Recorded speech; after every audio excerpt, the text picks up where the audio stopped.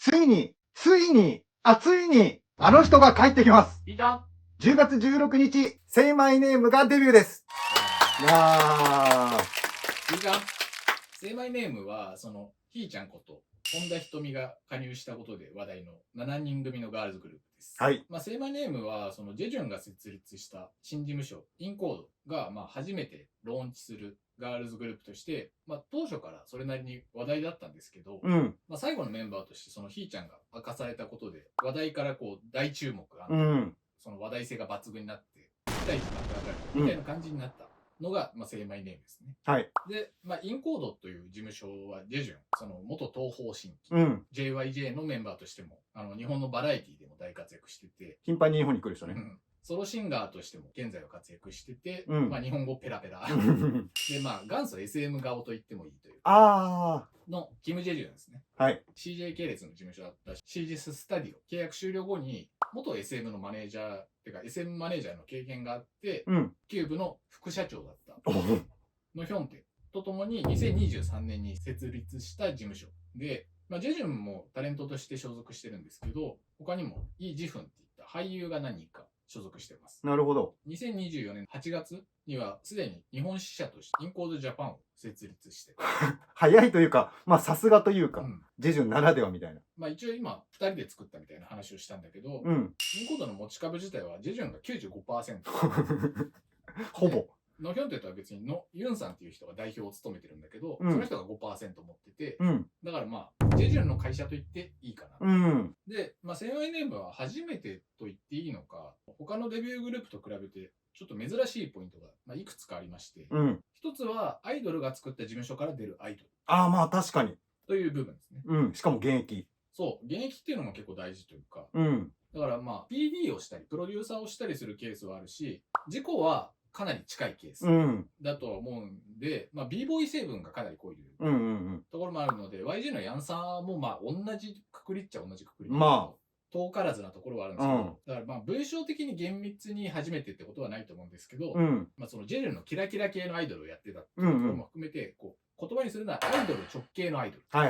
そうだね。っていうニュアンスではかなり珍しいというか、初めてに近いのかなとは思います。で、ジェジュンの事務所インコードが、ガールズグループを準備しているという噂というかニュースが出たのが1月末ということで、そこで10月のデビューに向けて準備中っていうことも同時に明かされてたんで、かなり急ピッチで話が進んだ印象もあるんですけど、そうだね。だからそれもあってか話題性に比べて事前情報が少なめではあり、でそのせいなのかわかんないですけど、グループ名の意味とかも普通はあるのに明かされてません。まだ。だから結構印象的な名前、Say My Name っていう名前だから意味がないわけないんですけど、それもなぜか今のところ記事とかでも全部明かされてないですね。だから情報が少なめっていうことはうちら的には助かるというかところもあるし、見てる人も早速本題に入れるみたいなところもあるので、ということで早速メンバー紹介、年齢順です。公開順にしようか迷ったんですけど、ひーちゃんをここでもったいぶってもしょうがないなって感じがあるので、年齢順にしました。で、ひーちゃんことひとみ、本名本田ひとみですね。栃木の星。栃木の星。で、10月6日に誕生日を迎えているので、23歳です。で、グループの中では最年長でもあって、現時点で唯一の20代ですね。というのもあってか、なんと、リーダーです。その時点で、ひーちゃんって感じなんですよ。ひーちゃんがリーダーか。っていう、そもそも K-POP のグループで外国人がリーダーをすることも珍しいし、そうだね。日本人では、エンサインのカズタがやってるんですけど、だけだったと思うんですよ、多分。あとね、ラピルス、シャナちゃんもリーダー。そっかそっか。じゃあ、一応女性でもいるんだね。そうだと思う。もう一人なんかいた気がするけどな。でも結構珍しいし、最近の流れとも言えるっていう感じがあるし、ただこれに関して思うのは、しっかり者のひーちゃんっていうところに、ふさわしい抜擢だなっていうのを思ったなっていう。さくちゃんがやってないこととかも含めて。そうだね。ひーちゃんは言わずと知れたアイズワン&AKB の出身なんですけど、アイズワン解体後は日本に戻って AKB としての活動を続けてました。で、ひーちゃんは他のアイズワン日本人メンバーだった、今名前出たさくちゃんこと宮脇さくらとか、なこちゃんこと矢吹なこほど、アイズワン加入前は人気のメンバーじゃなかったんですよね。だってほぼ無名だったって聞いたけど。っていう感じなので、まあ、アイズワンの人気を知ってる人はというか、肌感で感じてると思うけど、その帰国後にセンターになることがめちゃめちゃ増えました。あ、はいはいはいはいはい。多分一発目も普通にドセンターだった。確か。ひーちゃんのための曲みたいな感じだったと思うんだけど、っていう感じで、だから、そこから AKB としてのアイドルを謳歌する時代っていうのがしばらく続いてて、2014年にデビューしてるので、10年という区切り、2024年に AKB を卒業しました。10年やってるっていうのもすごいけど。そうね。キャリア長いね。日本帰国後は、そのひーちゃんが敬愛する先輩、こじはる、元神セブンの、こじはること小島春菜が行った事務所、ママ&さんっていう事務所に所属してたんですけど、卒業コンサートが2024年1月だったんですけど、4月に契約が終了したっていう発表がされまして、まあ、事務所のコメント的には新たなる道で活動していきたいという本田仁美の意思を尊重し、契約終了という形になりましたっていう、まあ、公式文書が出たんですけど、だからこのことでこう一部韓国再挑戦かみたいな、その新しい挑戦をフィーチャーしたというかっていう噂が出てて、その流れで、まあ、トリプル S の加入っていう噂もありました。ありましたね、それはね。違ったっていう結果がここで出たっていうことでもあるんだけど、その後にインコードの公式のインスタがひーちゃんをフォローしたんだよね。で、その後になんかそのスタッフとご飯を食べてるところが目撃されたりとかして、こっちほぼケツだろうっていうことがあって、今回はサプライズなんですけど、メンバーの顔を紹介するときも最後まで隠してたりとか、サプライズっちゃサプライズだし、俺もそれを忘れてて驚いたんですけど、まあ、スポはされてたという。まあ予兆がね、思いっきりあったっていうね。ことではあります。で、まあ今の K-POP は元アイズワンメンバーが大活躍してる時代ですし、個人的にはひーちゃんは、俺はカンちゃんことカンヘウォンと並ぶ推しだったので。ああ、そうだったっけ。まあアイズワンで推し見つけるのは結構難しい。まあそうね。感じだったんですけど、そのあえて選ぶと俺はその2人が好きだったので、ひーちゃんがこの K-POP っていう舞台に帰ってきたことがまあ単純にすごく嬉しいなっていう感じです。まあだから、ひーちゃんがいなかったらこのグループ紹介の動画も撮ってなかっただろうっていうのも正直。それはね、正直ある。俺はもう一つあったんだけど、まあ決定だ。これはやらなきゃダメだろうっていうのは、やっぱり本田仁美に尽きるなっていうのは、もうこれはしょうがないよね。2人目。はい。メイ。寺田メイちゃんですね。ってことで、まあ日本人です。宮崎県出身です。で、ポジションはメインダンサーです。あ、そうなのか。で、彼女は元ハイブジャパン所属で、その流れで韓国で練習生をちゃんとしてたみたいな。なるほど。なので、韓国語も喋れます。で、キャッツアイを輩出したハイブ主催のオーディション番組、ドリームアカデミーに参加してました。K-POP でメイちゃんっていうと、チェリー・バレット。そうね。とか、リセンヌにもいるんですけど、二人とも芸名なんですよ。なので、本名のメイちゃんは、この寺田メイちゃんだ。そうか。確かに。オリジナル。そう。オリジナルメイちゃんの3人目。3人目はカニーですね。で、カニーの本名は、ナパッサナンケオコンっていう、名前からわかる通り、タイ人です。コップンカーということなんですけども、キッズモデル出身で、それこそキッズモデル時代はティンバーランドとかのモデルとして活動してたらしい。じゃあもうちゃんとしてた人だ。で、ビジュアルの印象としてはこうバービー人形感というか、ゼリーダンカーの再来か。まあ個人的には俺は思ってるんだけど、なんか一応似てるって言われてるのはデビモンのチキータ。それはね俺も思った。タイ人だからみたいなところはあるんだけど、まあでも顔立ち似てるよね。あと塩味のソリオンとかも一応言われてるみたいです。っていう感じで、だからここまで日本人2人とタイ人1人っていう多国籍感バリバリなんですけど、ここからはオール韓国人です。4人目はソハ。で、本名はチョン・ソハ。だから名前の通り韓国出身の18歳なんですけど、彼女はメインボーカルです、ね。ソハはアイドル一家というか、芸能一家らしくて。そうなんだ。らしくてというか芸能一家なんですよ。お母さんが元アイドル練習生です。ソハの妹にチョン・チョハっていう子がいるんだけど、その子がまあめっちゃ美形。11歳なんだけど、ビジュアルが完成されている妹がいて、それをなんで知ってるかっていうと、その子はショークイーンっていうトロット歌手オーディションの番組に出て、ここでソロデビューをしてるんですよ。もう、そうなんだ。まあ、顔立ちと完成度から、リトルジェニーっていう。また出てきた。いや、でもこれはね、マジでリトルジェニーっていう感じ。ジェニーに本当に似てるというか、言い過ぎだろ感がないっていうぐらい、なるほどね。すごくビジュアルがいいし、完成されてるし、トロットに受かるってことはやっぱり歌がうまいってことなんですけど、そういうむしろソガよりも有名な妹がいるっていう感じなんだけど、さらにチョンドハっていう4歳の妹がいたんだけど、でその子もキッズモデルをしてるんです。あ、すごいね。そうでショークイーンのそのステージ動画とかも見れるし、芸能一家を支えるお母さん的な特集というか、それに対してはチョハの特集っていうことではあるんだけど、そこにやっぱりこうお母さんが出てて、まあだから元アイドル練習生だからやっぱりビジュアルはすごく綺麗なんだけど、ソハはインコードに多分所属してるからっていうこともあって、そういう出てくるってことはないんだけど、ソハの紹介っていうかチョン家の紹介みたいになってますけど、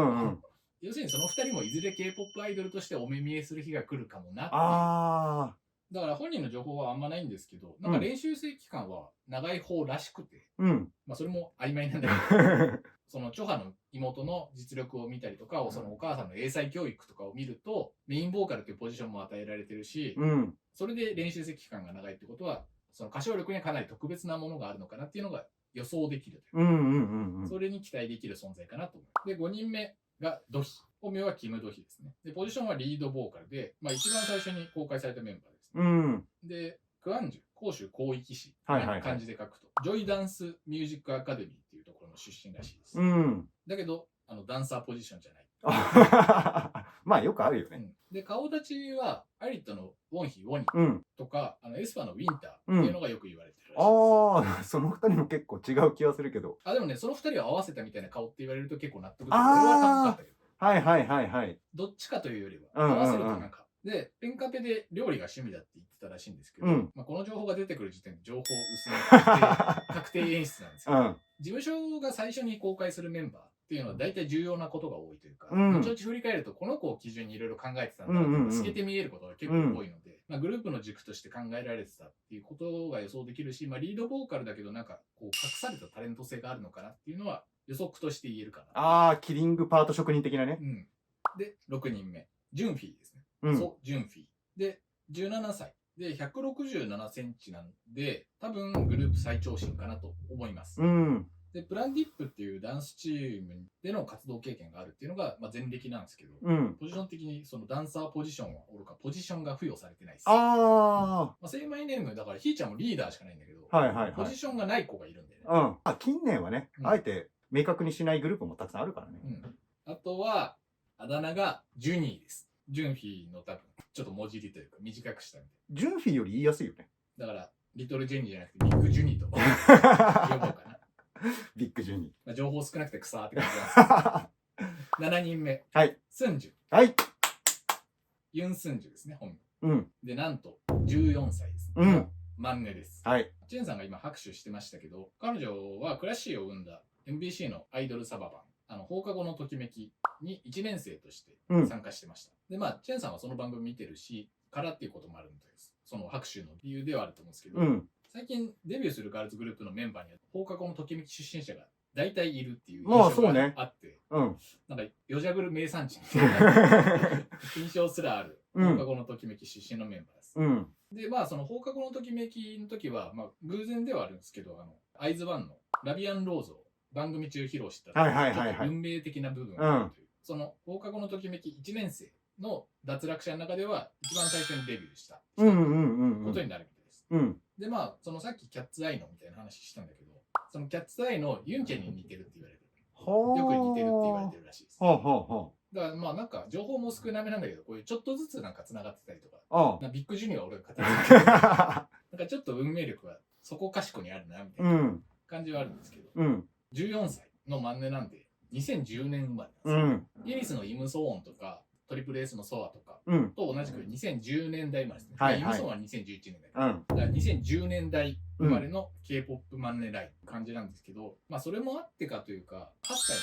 の時に TWICE のステージを見てアイドルを志してやめてくれよ。最近じゃんっていう今年感じではあるんですけど、だからまあひーちゃんが23歳になったばっかりなんで、約9歳差。なかなかこう幅広めな年齢になってます。まあサバ版とかだと勝手にこういう風になったりする場合もあるけど、事務所から出すグループでこの年齢幅っていうのはなかなかないかなっていう。あとトエスが、まあ、9歳トエスは人数が多いから。まあまあね。だからこういう、まあ、一般的な中で言うと珍しい、まあそうね。デビュー日は、まあ、最初紹介した通り2024年の10月16日に決定してるんですけど、まあ、そこを基準にすると平均年齢は18歳です。で、グループの概要としては、3つのサバ版出身者がいるグループっていうのと、アイズワン出身メンバーとしては、アイブ・ルセラに次ぐ3番目のグループです。で、メンバー紹介は、以上って感じなんですけど、ひーちゃんとジェジュンっていう、目玉に、ごまかされがちっていう感じですけど、なんで猫なのかみたいなことも含めて、正直謎が多い。セイマイネーム。明かされてないことが多い。とりあえず、セイマイネーム、最初こういうグループが出ますよ。ジェジュンプロデュースですよっていう時は、っていう感じだった。でも、ジェジュンがっていうところで、ちっちゃい事務所からさ、急に出てくるところとは、やっぱり印象は全然違うんだけど、とはいえ、俺が最初に、これはちょっと追ってかなきゃいけないかもと思ったのは、やっぱスンジュだったんだよね。で、俺放課後のときめきを見てて、最初から注目してたわけじゃないし、1年生っていう子たち、めっちゃ若かったからさ。今も若いし、ね。そう。なんかそれが最初子供すぎるだろうというところがあったんだけど、だから結果論から言うと、1年生から4年生まで、いろいろな年齢いたけど、実は一番面白い人材が集まってたのって1年生だったと俺は思ってて。だからひーちゃんもさっきデビュー10年っつったけど AKB に入ったのは13歳ってことなんだよね。12歳か。はい。だからそれぐらいの年代っていうのは原石を見つけるにはやっぱり一番面白い年代っていうのはそこでも分かることでもある。そう。しかもそれでだから終わってみれば1年生一番面白かったなっていうのを思ったし、それこそさっきさスンジュがラビアンローズやったって言ったじゃん。でその時にあれって思ったわけ。なんか光る感じを受けた。メインボーカルポジションみたいなところ、もちろんなんていうの、アイズワンとは違うから複数のメンバーのポジションパートをやってたんだけど、サビのところとかスンジュだった。それこそ俺が思ったのはなんかチェオンの柔らかさとウンビの力強さみたいなところがあって、とにかく歌唱力と表現力スンジュやばいかもって思ってて、でその後2人だけでステージやるやつがあってさ、それこそもうクラッシーのボンとスンジュ2人で歌を歌うソミのダンダンをやってたんだけど、やっぱりさ2人でステージやるって大変じゃん。だいぶね、実力というか見せるところがないと持たないよね。花がないと。そこでもしっかり存在感アピールしてたし、パートが少ない他のステージとかでも、端っこの方とかにいてもさやっぱり目立つんだよ。で特に歌声に関してはビジュアルはさやっぱり子供っていう感じだったんだけど、目つぶって聞くと結構ね分かんない。そんな若いってすごい完成されてるというか、しっかり芯もあるし。じゃあポジションは付与されてないけど結構期待のメンバーなんだ。そうだね。実力としても。そうだからさっきドヒがもしかしたらキリングパート職人かもみたいな話を俺はちょっとしたけど、予想というかね、多分ねスンジュもね相当重要なパートを任せてもしっかりこなすメンバーだと思ってるから、ちょっと個人的にはスンジュいつかデビューしたらいいなっていうふうには思ってたから。しかもこういうジェジュンっていうちゃんとした人がプロデュースするグループで、しかもひーちゃんもいるっていうところがあるので、めちゃくちゃ期待してます。グループ名の意味を明かされてないって最初言いましたけど、セイマイネームってさ、私の名前を言ってよっていうことじゃん。これのセリフで思い浮かぶのって、俺はスラムダンクの三井久志。俺の名前を言ってみろ。で、この言葉を言うっていうのは、俺の存在を認めろよっていう意味があるっていうかさ、ただ名前を言ってほしいんじゃなくて、名前を言うことで存在を認識しろ。存在を強く感じてる。だから、この群雄割拠の K-POP 第5世代の中で、存在を認めさせてやるよっていうのがグループに主に込められてる意味かなっていうのは俺は勝手に想像してるんだけど、それをひーちゃんが言うなら、ジェジュンが言うなら説得力があるし、確かに信じてみようかなっていう気持ちがより強くなるかなっていう感じが受けたっていうのが、このセイマイネームに思う気持ちというか、とりあえずおかえりひーちゃんということ。そうね。ひーちゃん待ってました。ひーちゃんをやっぱりこの K-POP の舞台で見れるっていうことがね、ピンクヘアなのもやっぱ良かった。ちょっとさ、別に今も廃れたスタイルじゃないけど、当時のスタイルっぽいというかさ、昔のひーちゃんを思い起こさせてくれるみたいなところも含めて、なんかひーちゃんの良さは変わらないなって、言ってもまだ23だし、そうね。アイドル10年超えてて23っていうのはすごいけど、そのひーちゃんが見れるってことがもう単純に嬉しいし、それに関してはもうジェジュンありがとう。そう、まさしく。ジェジュンにはカムサハムニだって言わなくていいって日本語でバリバリ通じるありがとうございます。これからもよろしくお願いします。